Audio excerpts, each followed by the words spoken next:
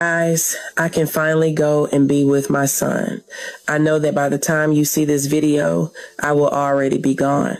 But please don't be sad for me. After seeing 2 doctors, 2 nurses, CAT scan, metabolic panel, EKG, all the testing and questions, they can only deduce that somehow I was drugged.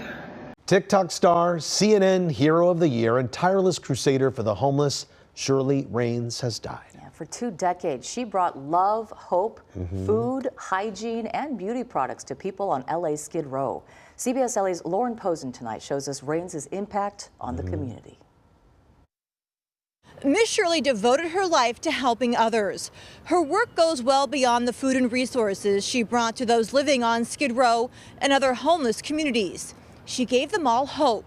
I just bask in the glory of how many smiles we got, how many people we made happy, that I'm writing a list for next week. That was Shirley Raines, or Miss Shirley as most people knew her, talking with our Pat Harvey about the work she was doing to make sure people on Skid Row had the essentials they needed. On Wednesday, the nonprofit founder, who dedicated her life to caring for people experiencing homelessness in both California and Nevada, died.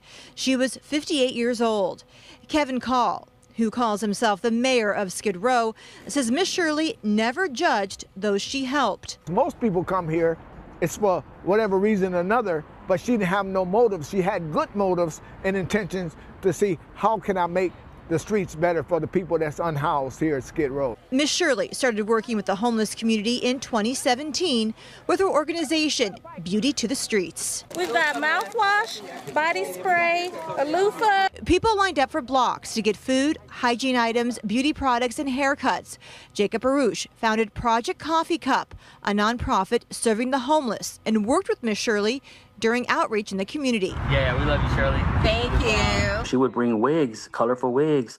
She would share extra makeup that she had around her house. I just remember her when she would come join us for outreach. She would bring extra lipsticks and glitter and makeup stuff, right? And especially for like the trans community that were homeless, that were kind of shunned, a lot of the people gravitated towards her, and she just loved the community. Her social media became a powerful platform to spread her message with millions of followers, showing her compassion in action. Her memory will live on and on. Like she's loud and she's very flamboyant, and she's definitely going to be missed. If she would cuss you out just as much as she would hug you and want to pray with you, and that was something that was unique that people weren't used to. Tough love that was softened by a genuine desire to see lives change. A person that wanted to see other people's life turn around.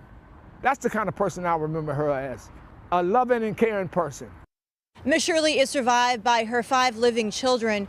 Her cause of death has not been released. In her memory, people are donating to her nonprofit through a crowdfunding campaign. Reporting in downtown Los Angeles, Lauren Posen, CBS LA. She walked into Skid Row carrying more than food and makeup kits. She carried dignity. While others passed by tents and tarps, she stopped. She listened. She served. Through her nonprofit, Beauty to the Streets, Shirley Raines became a powerful presence in one of America's most visible homelessness crises. Millions followed her work online. Volunteers rallied behind her mission. She turned compassion into action. Then everything changed. On January 27, 2026, police conducted a welfare check at her home in Henderson, Nevada, after family members became concerned. Inside, Shirley Raines was found unresponsive near her bed. She was 58 years old. How does someone so active and so committed to serving others suddenly become the center of a quiet investigation? Authorities stated that no immediate signs of foul play were evident, and the case remains under review. Still, the circumstances surrounding the welfare check and the sudden discovery have left many asking questions. What happened in her final hours? Were there underlying health concerns? Is there more to uncover? In this video, we break down the timeline, the official statements, and the unanswered questions surrounding her death. Stay with us as we examine what is known and what remains unclear. You're watching Crimelens Uncovered, where the spotlight of social media casts the darkest shadows. From TikTok phenoms and Instagram couples to Facebook influencers, we peel back the filters to reveal the crimes behind the fame.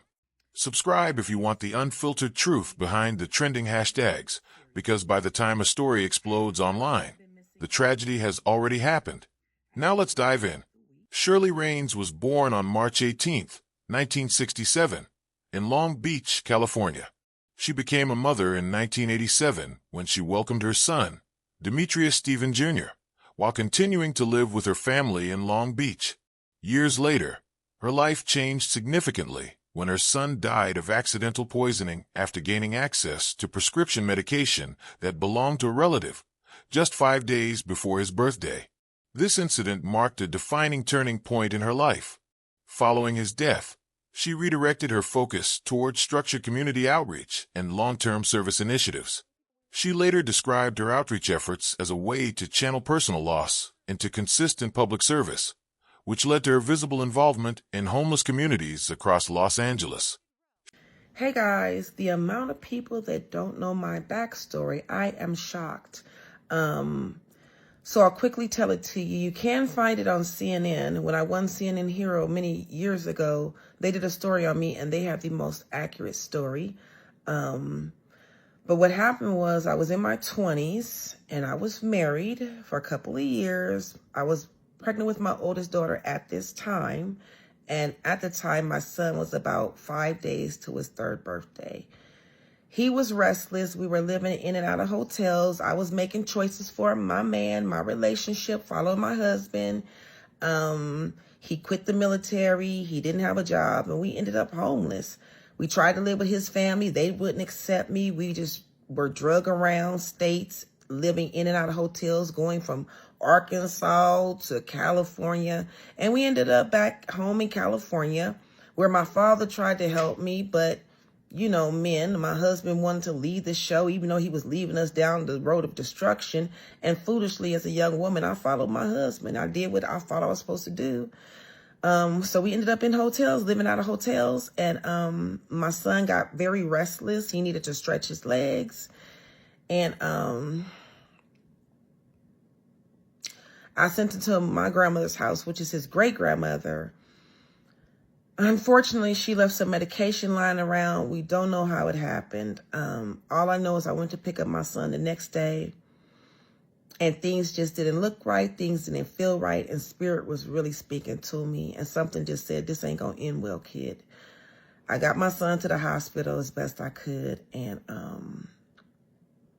I didn't walk out with my son. Man. I think a couple of years later, the panic attack set in. I couldn't afford to bury him. He's still in an unmarked grave to this day. I'm still trying to raise, I have the funds now. I'm trying to get the courage to put a headstone there because it took me many years to even get the money to get a headstone for my son. I wasn't prepared for anything. I didn't have the money to raise him, nor the money to bury him. You know, the guilt.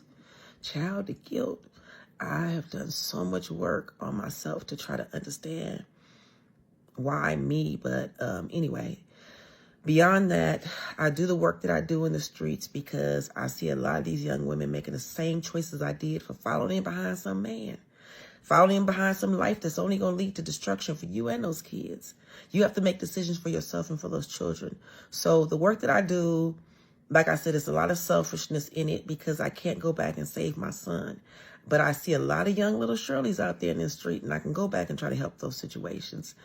So that's pretty much my story. I still live a panic disorder every day. I do the work that it takes to forgive myself for that because my choice didn't just affect me. It affected my son. Years later, I found out that that same man I made those decisions for was a rapist. I divorced him. Shirley Raines was an American community advocate and nonprofit founder, best known for establishing Beauty to the Streets, an organization focused on serving individuals experiencing homelessness, particularly in the Skid Row area of Los Angeles. Her work gained national attention through consistent street outreach efforts that combined the distribution of food, hygiene products, clothing, and beauty services with direct engagement. She helped individuals who had once lived stable, conventional lives before poverty, addiction, or personal crises altered their circumstances. Y'all want a hot dog? Anybody want a hot dog and juice and candy? you doing, baby? Let me try to get y'all before y'all go in real quick. I'm sorry, I gotta move quickly. I didn't know y'all was going in. Let me hand them out to y'all. Here you go, baby. Thank you. Hang on. Don't put your hand in. Let me hand it out, please. Let me hand it out, please. Don't put your hand in, please, because it's food items over here. Please. Please and thank you. I see you. Thank you so much. Don't put your hand in. I'll hand it out, please and thank you. Don't reach in, please, because it's food. We don't want people reaching over other people's food. Please don't reach in. I'll hand it out. I see you. I see you, my love. Let me get this guy right here, please, because I see him. I got you all. I have plenty. I just want to reach out, honey. Let me get more bags. Please don't reach in, honey. I'll reach out in just a second, sweetheart. I have plenty. I have plenty. I have plenty. Here you go, my love. Hot dog, juice, chips, candy, cupcakes, ketchup. Where are you? Where are you, my love? Hi, baby. How you doing? Give me a second, baby. I dropped the stuff out of this bag. And you're welcome. Thank you for saying thank you, Queen. Here, my love. Let me get to the Queen right here, honey. Thank you. You're very welcome. How you doing, my love? Let me get this man right here, honey. Here you go, King. You're very welcome. And then I think it's him, honey, and then you, honey. I'm trying to keep the order. It's you next. How you doing, baby? Good. How are you doing? Y'all got chips, hot dogs. Let me get her right here, honey, Queen.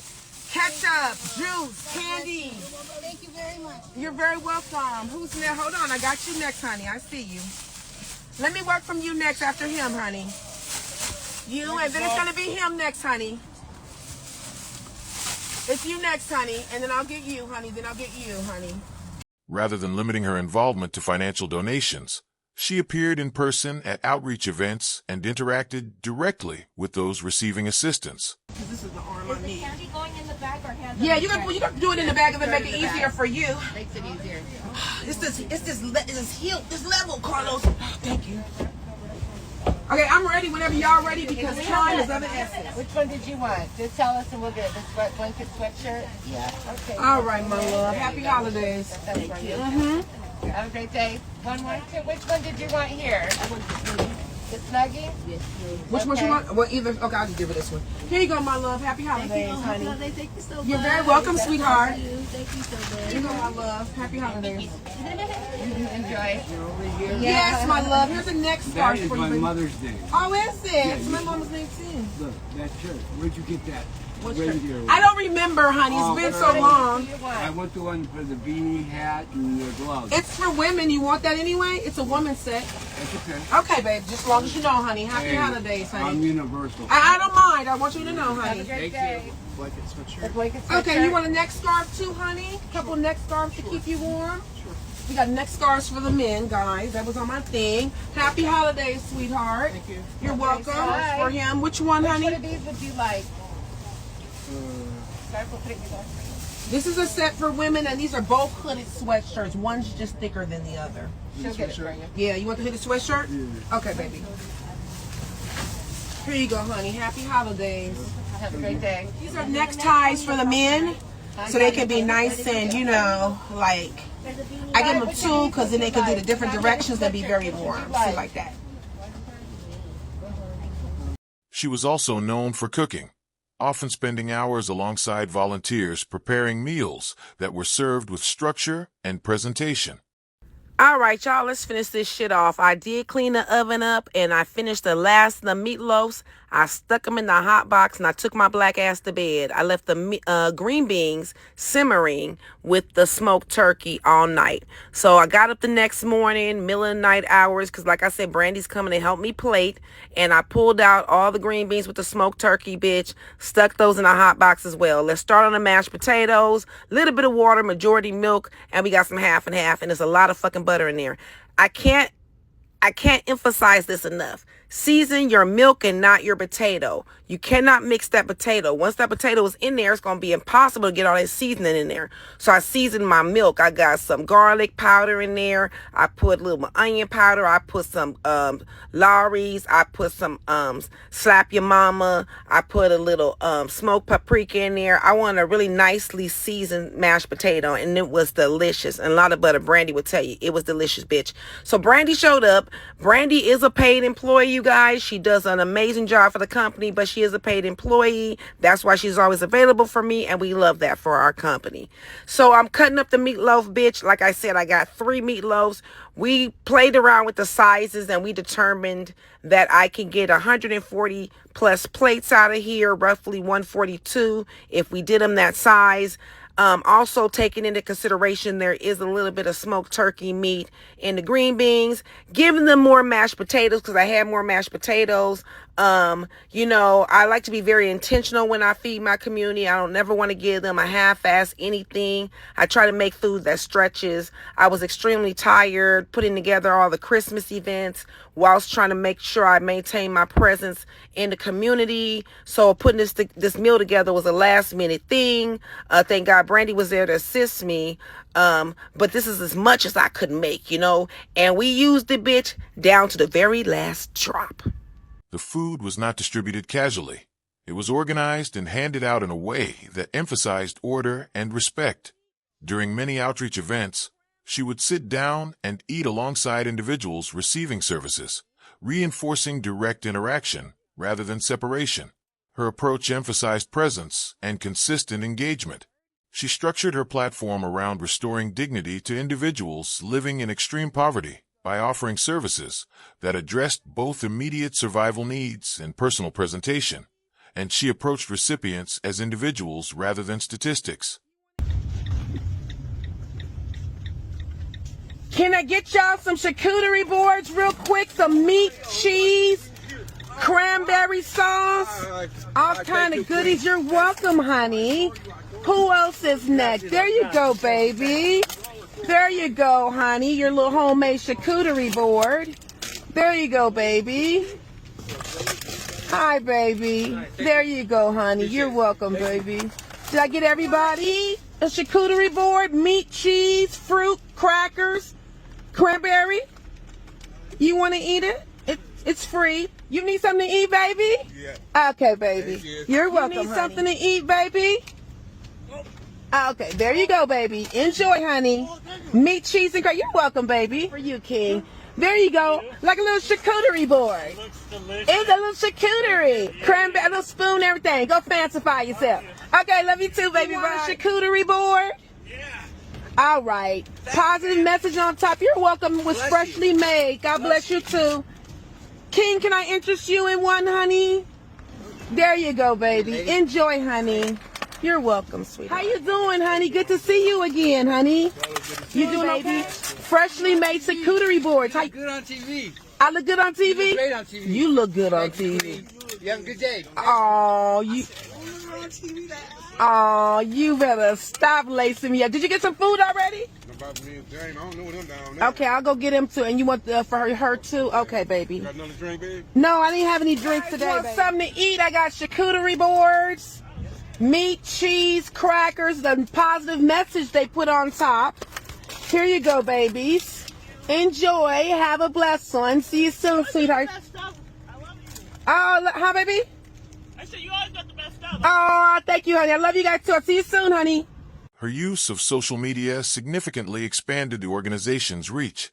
Through platforms such as Instagram and TikTok, she documented outreach activities, displayed service transformations, and highlighted living conditions within homeless communities. These posts generated large online audiences and increased public awareness about homelessness in Los Angeles. As visibility grew, donation levels increased and volunteer recruitment expanded, strengthening the operational capacity of Beauty to the Streets. Raines received national recognition for her work, including being named a CNN Hero in 2021. This acknowledgement elevated her public profile and positioned her within broader discussions about community-based responses to homelessness.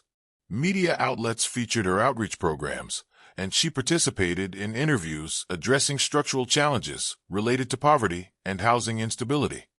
Hey guys, I need your help. I have a family that needs housing. It's a mother, 3 girls, and her son. I've kept them in shelter as much as possible. We've helped them for almost a year. The mom has a full-time job. The kids go to school. I've watched her efforts. I really have. Whenever she falls behind on rent, she's always supposed to hit me up.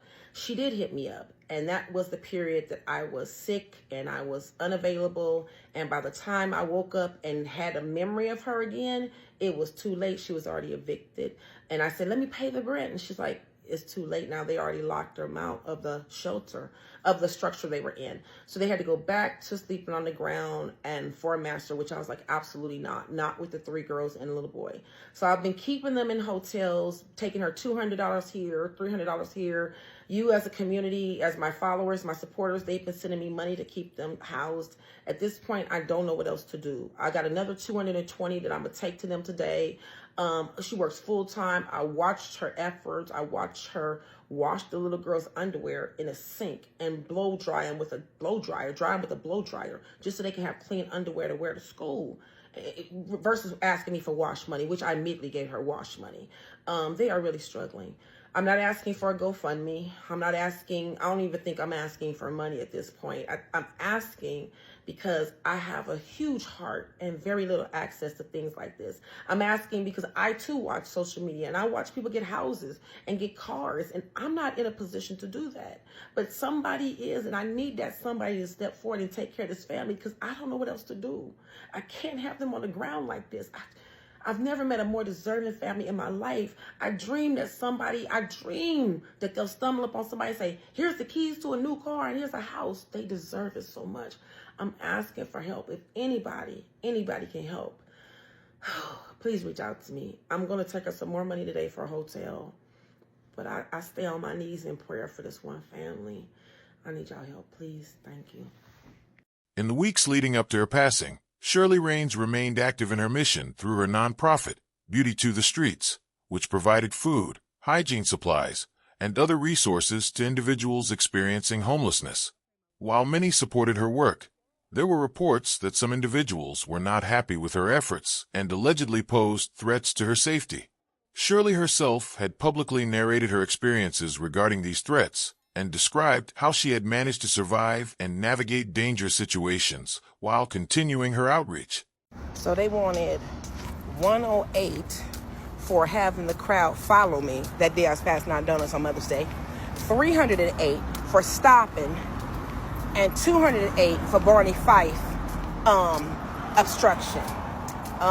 Plus whatever, 700 and something. I requested a court date. See y'all in September. This is absolutely ridiculous and a waste of company, time, court time, my company, nonprofit time, and the court time. But I'm not paying that. So she was like, you could pay it today and plead no contest or guilty. I said, I'm neither one. Oh, then you have to go to court. Are you saying you're not guilty? I'm absolutely not guilty. I'm feeling homeless. So I'll see y'all in court. Despite this tension, she continued to engage with volunteers and followers online, sharing updates about her outreach efforts and encouraging participation in her programs.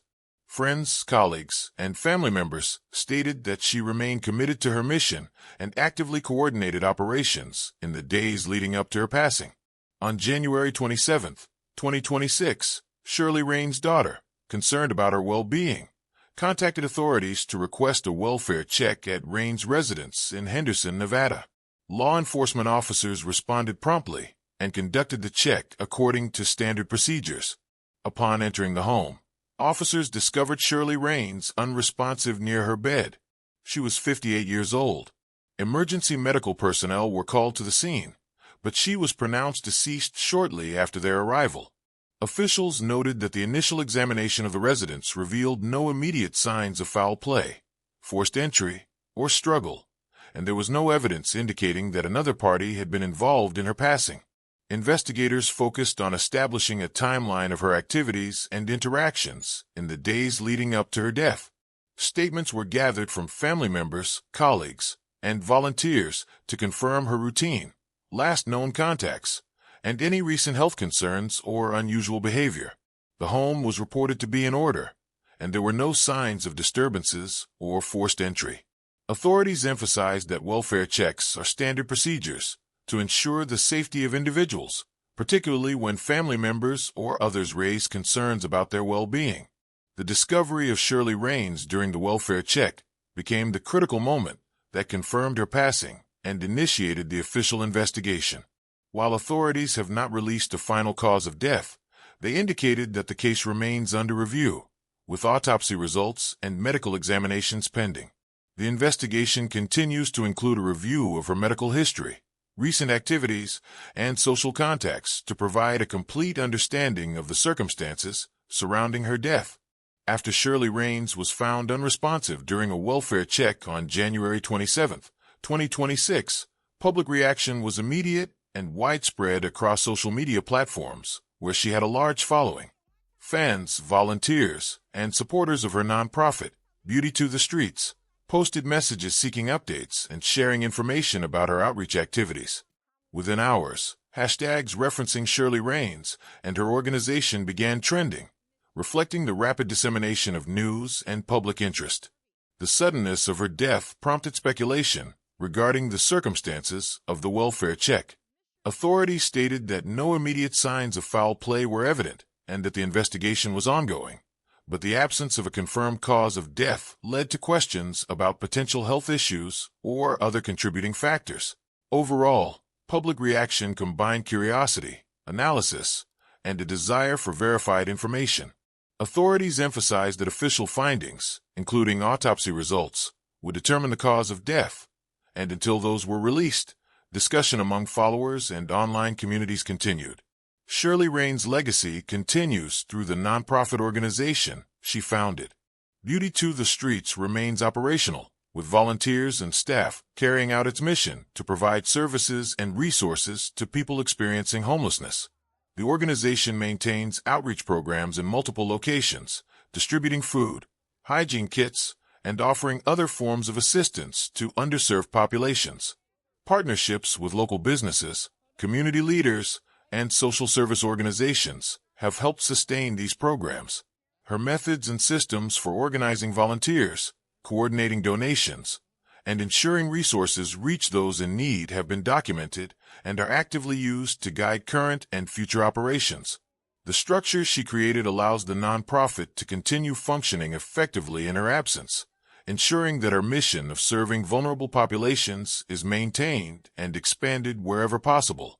Community members and volunteers acknowledge her influence in establishing protocols, training programs, and outreach strategies that continue to shape the organization's ongoing efforts. Authorities continue to monitor the situation and await the final autopsy report.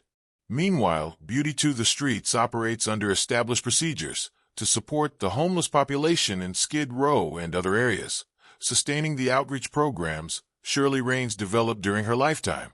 And that concludes today's case. But remember, this is just one of countless hidden stories waiting to be brought to light. Here at Crimelens Uncovered, we're committed to digging beneath the surface, giving a voice to those who can no longer speak, and making sure their stories are never lost to time. If today's investigation gave you new perspective, just wait. There are more cases coming that will shock, disturb, and challenge the way you see the world. So don't forget to subscribe, tap the like button, and turn on notifications, so you're always first to know when a new story drops. We release fresh investigations regularly, and trust me, you won't want to miss what's next. Before you go, share your thoughts in the comments. Which part of this case resonated with you most? Your voice helps keep these stories alive. Until next time, stay alert, stay safe, and remember, the search for justice always begins with the truth. Crimelens Uncovered, where every case finds its voice.